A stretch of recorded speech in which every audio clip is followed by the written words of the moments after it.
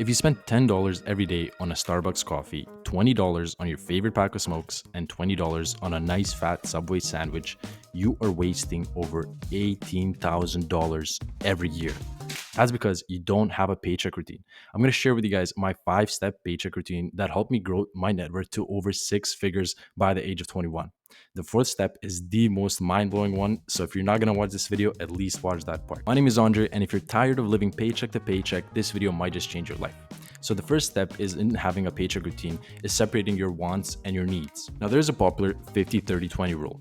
This rule states that 50% of your income should go to your needs, such as rent, bills, and utilities. But that's just not going to cut it. I'm here to tell you that if you want to retire in 10 years, we're going to get into the numbers later, but you're going to need to save a lot more and invest a lot more. Now, there is a couple things that I recommend, such as tracking your incomes and expenses every month, which I've been doing for the last couple of years, and it has changed my mindset completely. There's a lot of free apps you can use that help you make a budget and track your spendings. If you're having trouble with impulsive spendings, that could help keep you on track. The second step in a paycheck routine is having an emergency fund. People usually say invest 20% of your paycheck into the emergency fund, and I agree with that. Invest until you feel comfortable that you have some money if anything happens, such as if you have a car crash, if your car breaks down, if you break a leg, or if anything happens. But now here's a hack. Instead of keeping that money under your bed, use a high interest savings account.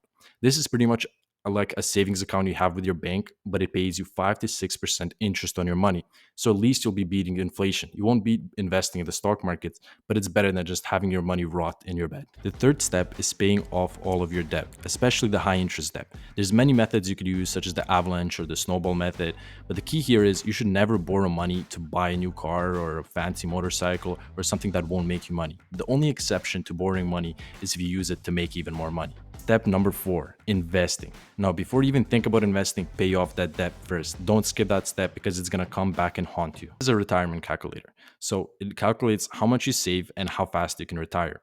Every financial advisor will tell you save at least 15% of your income. That's okay.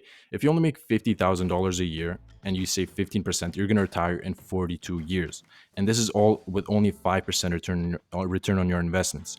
If you haven't even started investing yet, this is the right channel for you. But just if you want to start, invest in the S&P 500. On average, it gives 7 to 12% return every year, which is a lot higher than this. Invest 15% of your income, you can retire in 16 years. And if you raise it 75%, you can retire in 7.1 years. You get the point. The more you save and invest now, the faster you can enjoy your life later. And the problem is people want to get rich and live like a millionaire. The problem is millionaires are millionaires because they don't live like millionaires. If you look at all the famous people, they're all frugal. They don't buy fancy cars. They don't eat out every day. They don't do all the fancy things that you do while you're broke. I'm here to help you on your journey and share mine. So the key thing here is in investing is you have to automate everything. When you automate everything, it's easy to forget about it and your money will work for you. For example, you can set an auto deposit that, let's say, $500 every month gets sent to your TFSA and $500 gets invested into S&P 500. That's all it takes and you'll be ahead of 99% of the people. Step number 5. Step number 5.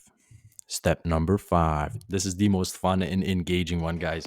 So step number 5 is high risk things. So these include side hustles like starting a business or investing in things like crypto or smaller stocks like penny stocks or small cap stocks.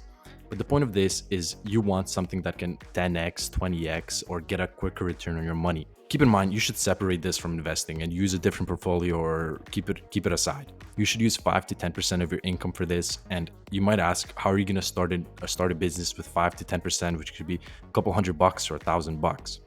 In reality, when you use smaller amounts of money, you get more creative with it and you can do more with less. This is where creativity comes in, and this is where you have fun. In conclusion, guys, getting rich is all about building healthy habits and taking good care of your money so it takes good care of you in the future. I hope you guys enjoyed this video, and if you haven't even started investing yet, I highly encourage you guys to check out some of these videos that might give you some investing ideas. Remember, keep it simple, don't buy too many things, and know what you're buying. If you like these kind of videos, comment down below to show some love and follow my channel, subscribe, and thank you guys very much for watching. I hope I see you in the next one.